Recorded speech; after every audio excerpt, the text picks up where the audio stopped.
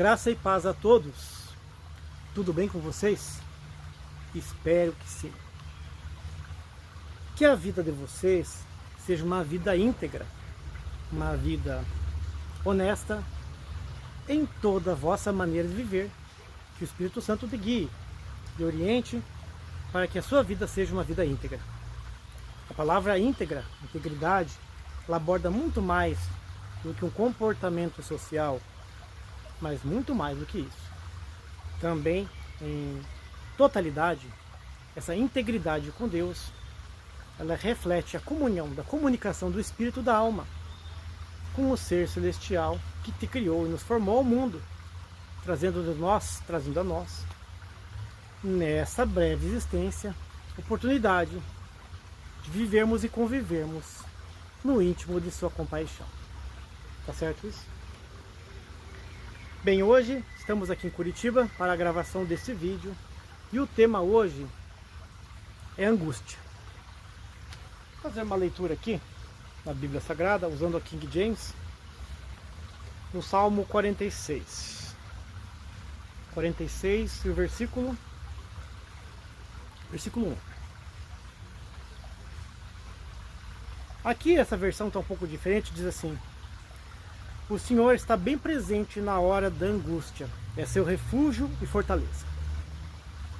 Algumas traduções falam: o Senhor é meu refúgio, minha fortaleza, presente bem na hora da angústia.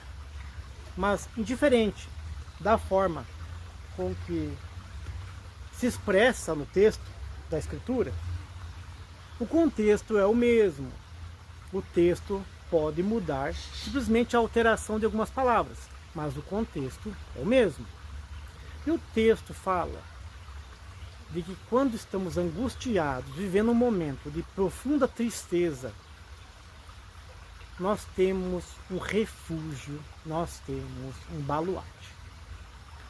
Parece até algo comum se dizer nas denominações religiosas, ou até mesmo nas denominações não cristãs, aonde líderes espirituais, sejam eles de natureza espírita, kardecista, ou de matrizes, vamos por dizer assim, africanas, são religiões brasileiras, matriz africana, e até mesmo alguns outros religiosos de diferentes correntes, que utilizam sempre da forma de dizer que o Criador,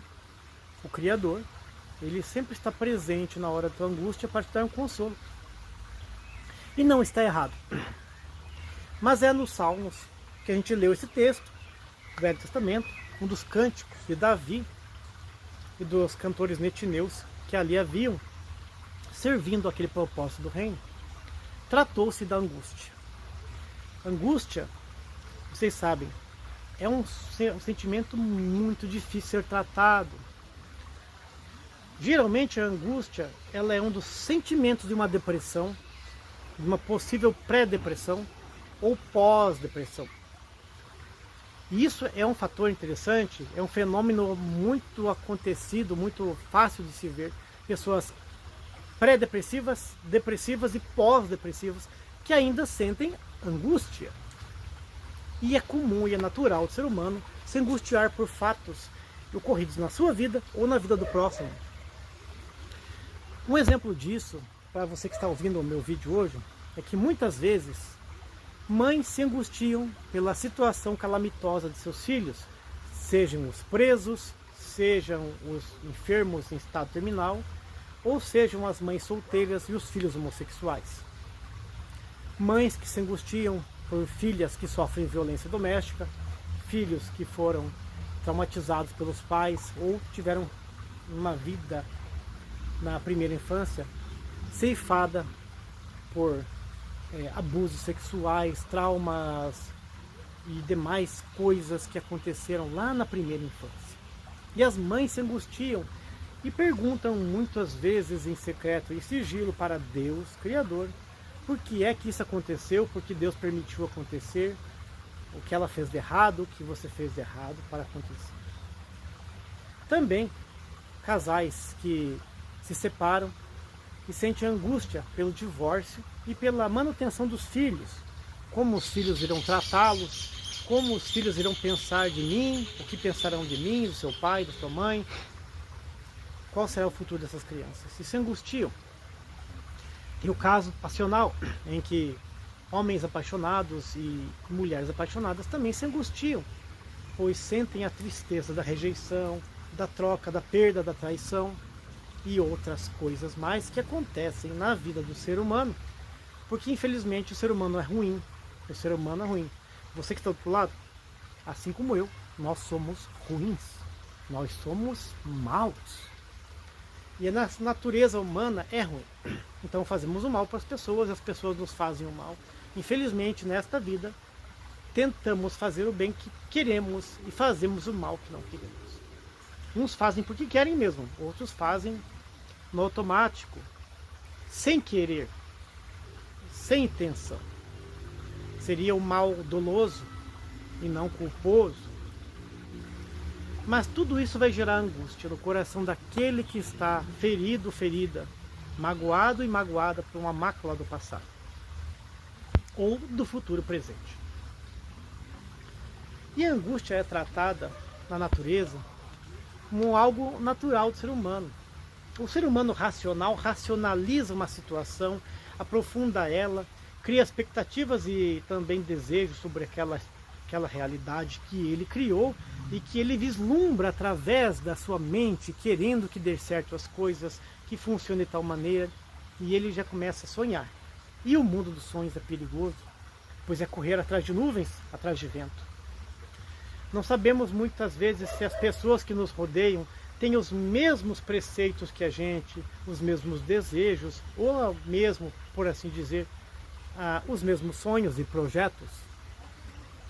O autoconhecimento do ser humano sempre nos leva a ter a racionalidade como ponto principal de partida para todas as nossas atitudes, atos e coisas que a gente fez ao longo da vida. E é errando que a gente aprende. Mas sempre vai ter a raiz da amargura, que é a angústia. E essa raiz da angústia, ela fica enraizada de tal forma no coração, que é a mente, que ela tira nosso sono, nos faz chorar, queremos desistir de tudo, fugir para um outro país, para outra cidade, e muitas vezes nos faz desistir da vida. O Senhor é o meu refúgio e minha fortaleza, bem presente, socorro presente na hora da angústia. Salmo 46:1. Creia nisso. Creia de todo o teu coração. Existe solução para tudo nessa vida. Até mesmo para o que é impossível, Deus pode fazer, se for da vontade dele, se tiver para você proveito no futuro, pois Deus é onisciente, Ele é Senhor da razão e da fé, e Ele é Senhor do destino.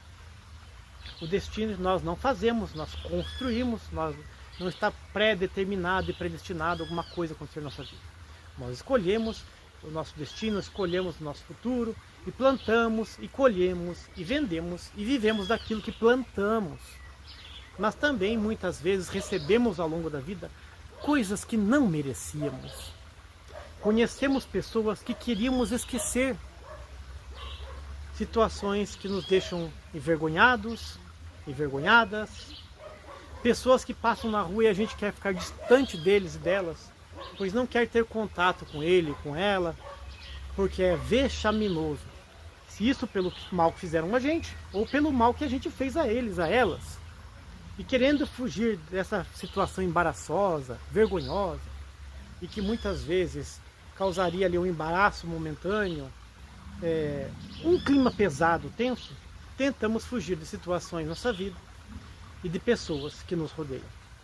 Eu sei, eu tenho pessoas na minha vida que eu nunca queria ter conhecido, mas que foram, vamos dizer a palavra, proveitosas. Elas foram proveitosas para me dar um ensinamento de como a gente não deve ser com o próximo. Pessoas que fizeram mal para a gente vai guardar no coração com oração. Senhor, liberta aquela pessoa, transforma aquela vida, muda o comportamento, entra na mente, converte num cristão, numa cristã. Eu eu sou um homem que passa por angústias. Angústias que me acompanham há 2 décadas e 3 décadas quase. Tristezas que não saem de mim, coisas que me pegam.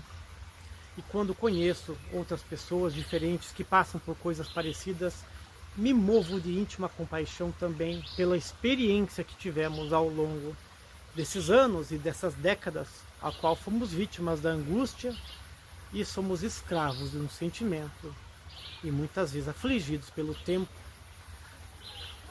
E o tempo não tem como voltar atrás. A angústia, ela pode ser diminuída, ela pode ser combatida. Quando ela é de caráter religioso, ela é incurável. Quando ela é de caráter emocional, ela é incurável. Quando ela é de caráter sexual, ela é incurável. Mas ela pode ser tratável. E não é tratável com remédio, pois o remédio vai te dopar, fazer você esquecer momentaneamente.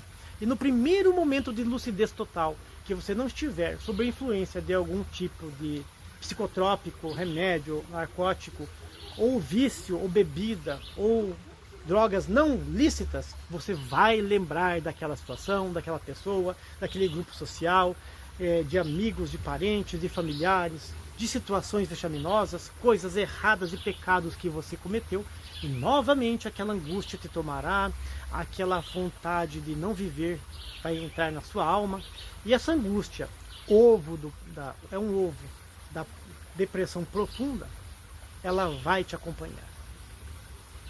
Qual é o nosso consolo? Qual é a nossa fortaleza? Qual é o nosso refúgio?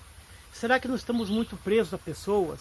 Não estamos presos a situações, a sonhos loucos e vãos, a coisas desta terra? Não seria necessário que nós, seres humanos, se apegássemos somente a Jesus Cristo, a Deus e a sua salvação que nos deu? Focarmos na vida eterna e tratarmos da espiritualidade com mais zelo e afinco, pois Ele amou o mundo de tal maneira que deu o Filho dele para que o mundo tivesse vida, não se perecesse, não fosse tudo perdido, não fosse tudo em vão. E você, como eu, feito de carne e osso, sangue nas veias, vermelho camisinho, como essa camisa de vermelho grená, temos em nossas veias o sangue humano que nos leva a buscar coisas desta terra, dessa humanidade. Não conquistamos, não conseguimos, e nos traz angústia. Da mesma forma, há pessoas nesta terra que mostram ser perfeitas, belas e formosas.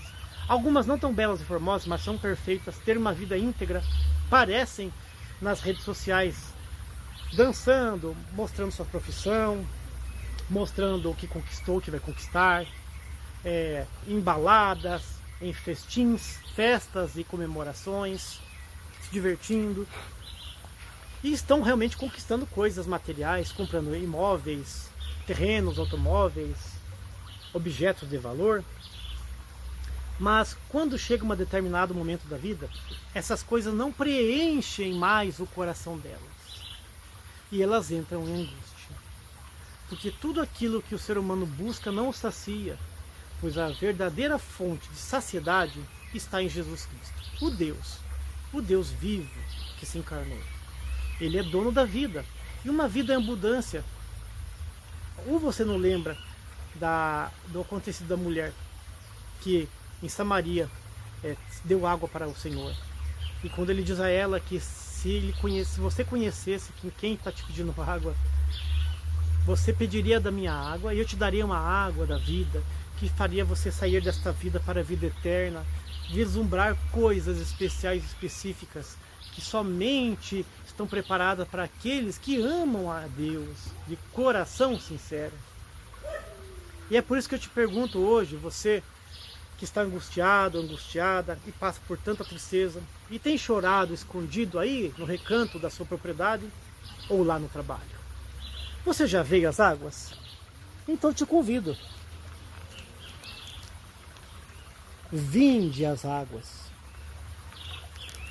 representadas pelo Mestre Senhor Jesus Cristo, águas sanadoras, curadoras, purificadoras. E como o sabão do lavandeiro, esfregado na roupa, trabalhado, assim é o amor de Jesus Cristo. Quando você vem às águas de Cristo, quando você encontra com esse encontro especial, e você vem e toma dessa água, e vive dessa água, e se lança, você sai nova criatura, diferente, transformada.